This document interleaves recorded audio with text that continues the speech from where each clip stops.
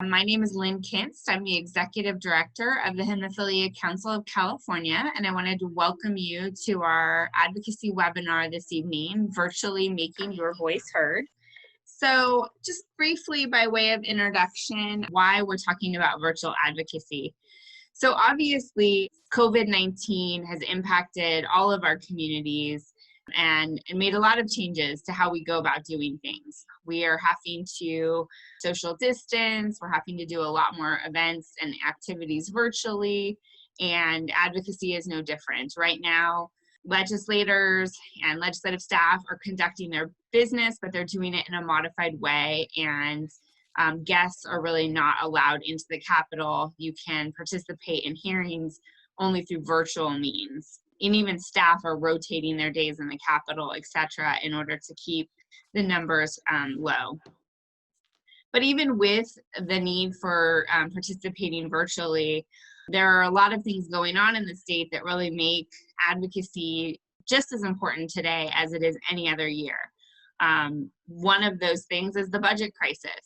We went into the year with a significant budget, significant reserves, and now we have a big deficit that we're having to determine how to overcome at the legislative level. We have record unemployment, which is causing people to lose their insurance, and we don't want people to not have access to medical treatment as a result. So access to treatment is still critical for every person with a bleeding disorder, and virtual advocacy is a great opportunity for us to talk about those issues with legislators even during this time. In addition, we live in a large state, and not all of you always have the time or the resources to be able to come to Sacramento to advocate. So the lessons that we learned this year advocating virtually are things that we're going to be able to carry forward into future years, as you will have an opportunity to continue to advocate virtually at times, even when we might be able to go back to the Capitol and visit legislators in person. So with that introduction, we have a special guest here from Senator Mitchell's office, and Terry, our legislative advocate, is going to introduce him. Great. Hi, I'm Terry Cowger-Hill, owner of Cowger & Associates, and I'm the longtime legislative advocate for the Hemophilia Council of California. Been delighted to be part of this Future Leaders program for many, many years, and I'm really quite impressed with our youth. They're all students, either high school or college age, who have been home during the pandemic having to do distance learning, and then we scooped them up and had them with additional training through the month of June. Every Tuesday we would meet virtually with them to help give them their tools that they'll need to be their own advocates in the Capitol tomorrow. And so we have today the honor and privilege of introducing Alan Moore, who's a legislative aide with Senator Holly Mitchell. Alan has his BA in anthropology from UC Santa Barbara. He was active in the Black Student Union there and also in the Office of the Student Advocate. And then he was in the prestigious Senate Fellows Program. And after working in the Capitol as a Senate Fellow, he was placed in the position of representing the Dem Caucus, so educating all of the state senators, the state Democrats in the Senate on policy issues, and is working closely with Senator Holly Mitchell, who many of you will recall carried our standards legislation back in 2012 that still is on the books as state law today. So we're delighted to have you, Alan. Thank you for rearranging your schedule to be with us. And with that, I'll turn it over to you. Yeah, once again, thank you all for having me. So I am a legislative aide for Senator Holly Mitchell. I cover a lot of policy issues for the senator. And for your all's case, I cover health. She sits on health committee, so I'm her health staffer. It's kind of different from when I was a fellow for her. I covered completely different issue areas, so that was kind of a switch to me. But I also staff her on the Black Caucus, and this is also a huge issue for the Black Caucus as well. So I'm glad to be here and to kind of help answer any questions that you'll have. Great. So, Alan, can you tell us a little bit about your experience in being in the Fellows Program and any experience you have with friends that were interns at the Capitol? Can you share with our high school and college age students a little bit about your experience in the Fellow Program, and then any other tips on how to tell their story tomorrow? Like, what resonates with you when people come in to lobby you as you're staffing the senator on issues? Yeah, so before I was a Senate Fellow, I was actually a intern for Equality California, or they also have their own fellowship, but it's much more smaller scale. It's very similar to kind of an internship. Equality California is an LGBTQ lobbying group here in California, really great for the community and for allies. And so I spent a month in the Capitol in 2016 when I was a junior in college, kind of through my Equality California internship, interning for then Assemblymember Tony Thurmond, who is now the Superintendent of Public Instruction. That is when I learned about the Senate Fellowship Program because of my LD at the time, who actually happens to be my LD now, really great coincidence. So I applied to the Senate Fellowship Program after graduating. Obviously, you can't apply to the program without a BA. The program gets about, or at least the Senate Fellowship Program gets about 500 to 600 applicants a year. The Assembly program, which is very similar to any other house, gets about 300 to 400 applicants per year. They whittle that pool down to about 100 to 150, and then whittle that further down to kind of 25, and then they select 18. So I was selected for the Senate Fellowship Program, and you go through a period of like a 6-week legislative boot camp. It's usually the entire process.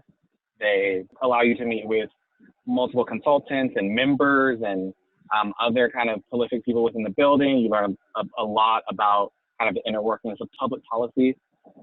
And then you have kind of this interview portion where you interview with the members' offices that are requesting fellows. And then you kind of do like a ranking, and they try and match you up, right? They try and match the offices that request you with offices that you rated highly. My number one choice going into the fellowship was Senator Mitchell.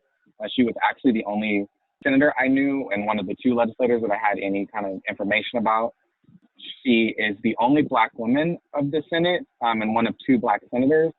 And coming from my history and my background, I really wanted to work for a member who represented the community that I came from. Mm-hmm. And so I got the great chance to work for Senator Mitchell. And it was an amazing experience. I highly recommend the Senate Fellowship Program, or all of the fellowship programs in general. Definitely think that you should apply. What I would say as my time as an intern, and what I really learned was I actually didn't know the process that much as an intern. I didn't get an opportunity to learn it because my internship was so small. Didn't get to run any legislation or work on any legislation like that. But just being in the building gives you opportunities that you kind of don't know or even understand from outside of the building. I got to sit in on committee hearings that I just found very interesting. That's how I learned just random policy ideas and issue areas that I had no idea existed before. You get to see kind of like the inner workings of an office and what's going on day to day. You have constituents coming in, you have lobbyists coming in, you have other members even just randomly popping in the office and saying, hey, I need to talk to your boss about this bill that's going to be up. So just kind of that proximity to the process gives you a greater understanding of what all is going on. As a current staffer and no longer as a fellow, I've had the opportunity to kind of mentor a lot of interns and even handle the kind of hiring process of some of the interns. After my fellowship year was over, Senator Mitchell's office actually didn't have space for me, so I went to go work for Senator Scott Wiener as the LGBTQ caucus consultant.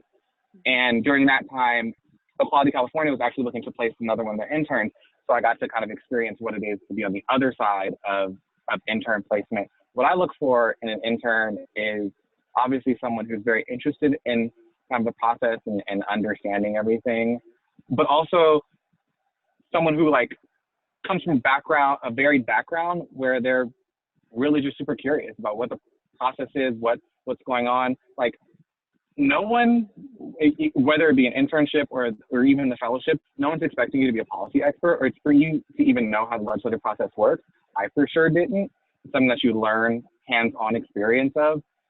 So I wouldn't say you need to know every policy front and back, but just having that curiosity, having that innate hunger for knowledge can be very helpful when it comes to this building.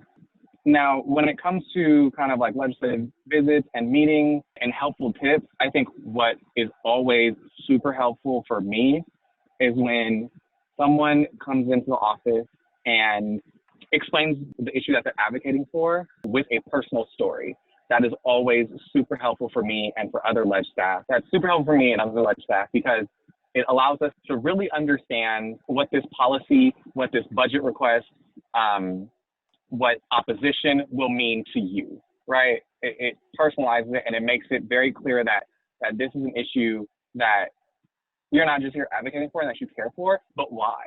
And I think that sometimes that tends to get lost from people who work in public policy. We tend to be at a 10,000-foot level and lose kind of the personal history and connection to these policies and what they mean. And frequently, we only know it in the context of our own district because we all work for specific members. And it isn't until kind of you get that perspective from someone else or someone else's district that you really start to see it from a different perspective that's different than your own lived experience. Great. Thank you so much. And tell Senator Mitchell we're grateful for her work over the years in supporting our community. Yeah, totally. Thank you all for having me. I wish all of you kind of good luck on your legislative visit. Really hope you all can experience this in person. I know that the building can be fairly intimidating to a lot of people, but it's really great when you get to walk kind of down the halls that policy is made in and tell your story and share your story with people and what that means to people. But thank you all for having me. Thank you so much, Alan. Thank you all so much for joining us today. We hope that this was helpful as you prepare for tomorrow's meetings. We hope that those of you who were not able to participate in the meetings will join us in advocating on your social media channels or via email tomorrow. And if you have any questions whatsoever that we didn't get to, my email is at the bottom of the screen. It's lkinst, Kinst, at hemophiliaca.org. Please feel free to reach out to me and we'll be happy to direct you in the right direction. So thank you so much. And we look forward to a great advocacy day tomorrow. Talk to you soon.